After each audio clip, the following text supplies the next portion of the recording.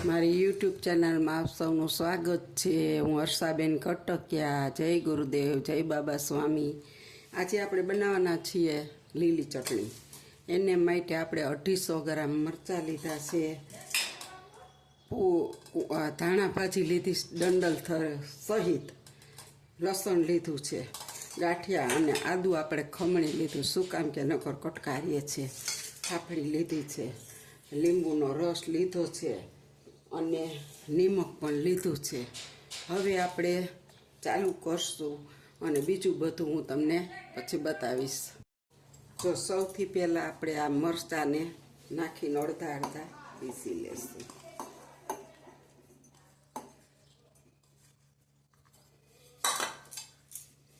સાથે થોડુંક લસણ નાખી દેશું,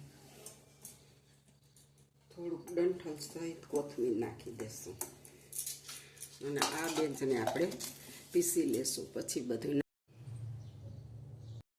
હવે આપણે જો થોડુંક નિમક નાખશું જરૂર મુજબ હજી, અને થોડીક ફાફડી નાખશું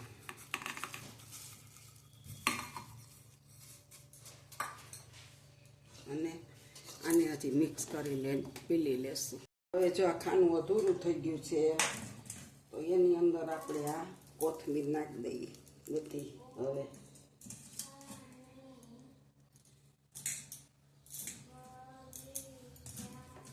કોથમીર નાખી દીધી, હજી એટલા ફાફડી ગાંઠિયા નાખી દઈએ અને હવે આને આપણે પીસી લઈએ। આપણે આની અંદર થોડીક ખાંડ પણ નાખીશું અને આ આપણે 4 લીંબુનો રસ કાઢ્યો છે એમાંથી થોડોક નાખીશું અને હવે પાછું આપણે આને પીસી લઈએ। થોડુંક નિમક હજી નાખીશું આમાં, જરીક મિક્સ કરી લેશું। આટલી ચટણી પીસાઈ ગઈ છે, હજી આપણે એક બેન્ચ પીલવી જોશે। આ કુંજો નાનો છે એટલે પછી મિક્સ કરી દેશું। એટલે હવે આપણે આને છે ને એક બાઉલમાં કાઢી લેશું। હવે જો આ મરચાં વધારાના બીજી વારના, પછી આ આદુ ઓમાં જરીક નાખ્યું હતું પણ કહેતા ભૂલી ગઈ હતી, અને આ ગાંઠિયા, લસણ અને પહેલાં પીસી લેશું આપણે। હવે જો આમાં આપણે જરૂર મુજબ મીઠું નાખવાનું છે, પછી થોડોક લીંબુનો રસ અને ખાંડ નાખીને હવે આપણે એની અંદર થોડોક હળદર પાવડર નાખવાનું છે, કારણ કે બધી મિક્સ કરવી જોશે। થોડીક હિંગ નાખી દઈશું પોતે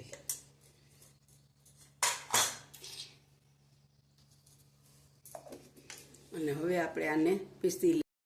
આપણે આમાં 1 ચમચી સંચર પાવડર નાખશું, કાલા નમક। ચમચી સાવ નાની હતી એટલે 2 વાર નાખ્યું થોડું થોડું। હવે પાછું આને આપણે ફેરવી લેશું।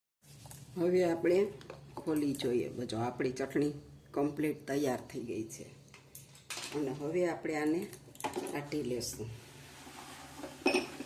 અને આ ચટણી પહેલાં પી લીધી ને એની સાથે નાખી દેવાની।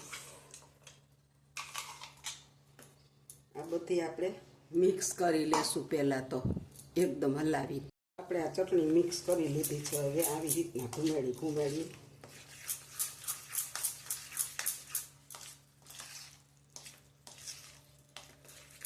હવે આપણે આને સેજ ચાખી લેશું, કાંઈ વસ્તુ ઘટતી હશે તો નાખશું। જેટલો લીંબુનો રસ નાખી દેવું અને 2 ચમચી ખાંડ, આટલું નાખીને મિક્સ કરીને થોડીક વાર રહેવા દેશું। બાકી કોઈ વસ્તુ ઘટતી નથી। મસ્ત આપણી ચટણી બની ગઈ છે। આપણી ચટણી મસ્ત બની ગઈ છે, બધુંય પરફેક્ટ, મસ્ત, ખાતા ન ધરાય એવી।